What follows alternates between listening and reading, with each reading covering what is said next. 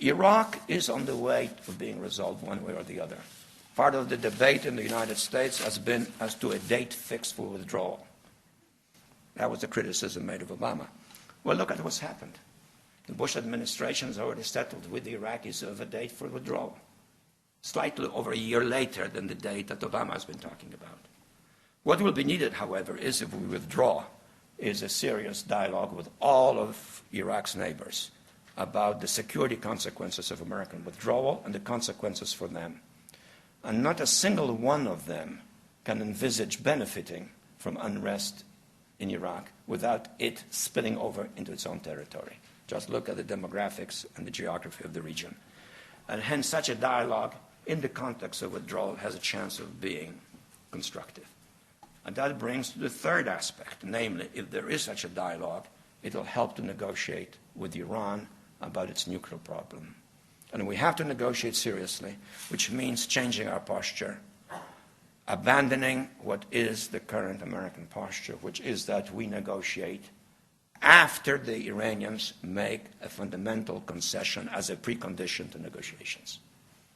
And that is not a way to achieve a negotiating process. That's not the way to set it in motion. And there's something else we may be advised to give up, which is the useless and counterproductive threatening of military action. Because threatening military action unifies the Iranian populace, helps to bridge the enormous gap between the population at large and the mullahs, and doesn't help the negotiating process. It's an option which you can always keep in reserve if you really mean to use it, but it is not productive to negotiations. And quite frankly, I don't think it would be very productive if it was ever exercised, because a war with Iran would be a messy business indeed in the entire region, with a variety of local consequences and global economic consequences, which we know in advance will be disastrous, but the scale of which we cannot predict. So it's not a viable notion for an actual policy.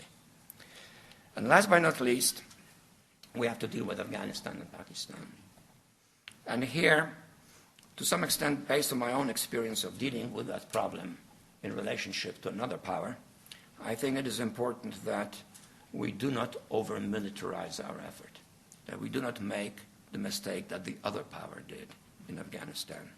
Yes, some deployment of troops may be necessary, and both presidential candidates in the United States have said so. But that cannot be the central focus of our efforts.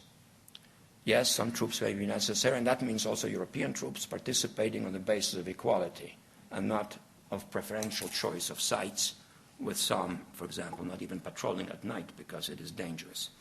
It means facing the risks together and paying the price together.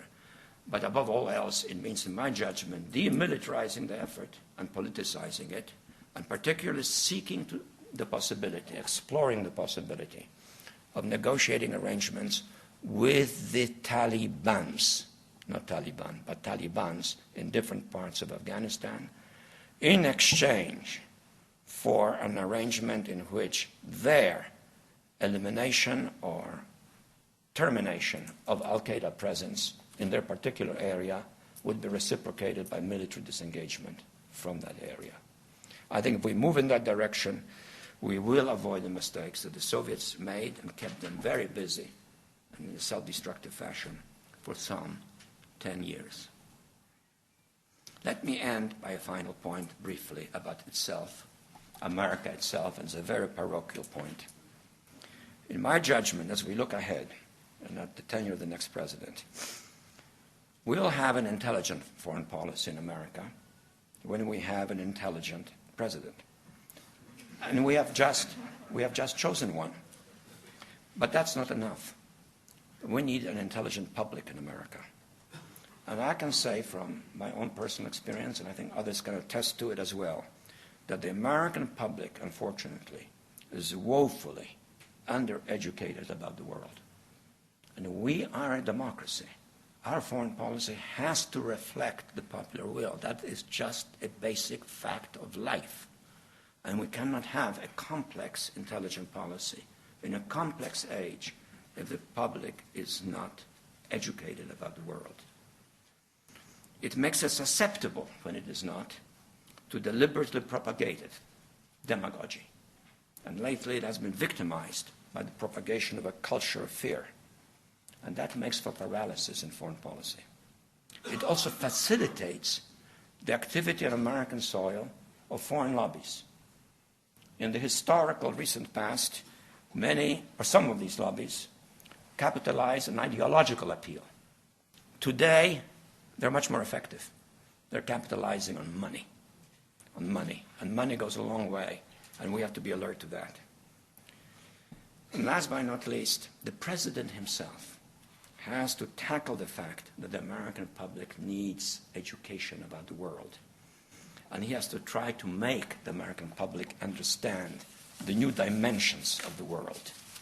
That is an essential task. That is a vital task that he has to undertake. And I think, without sounding overly partisan, and certainly not excessively deferential to the new president, that he has the intellectual and the rhetorical gifts to do just that. So let me simply end by saying, yes, we can.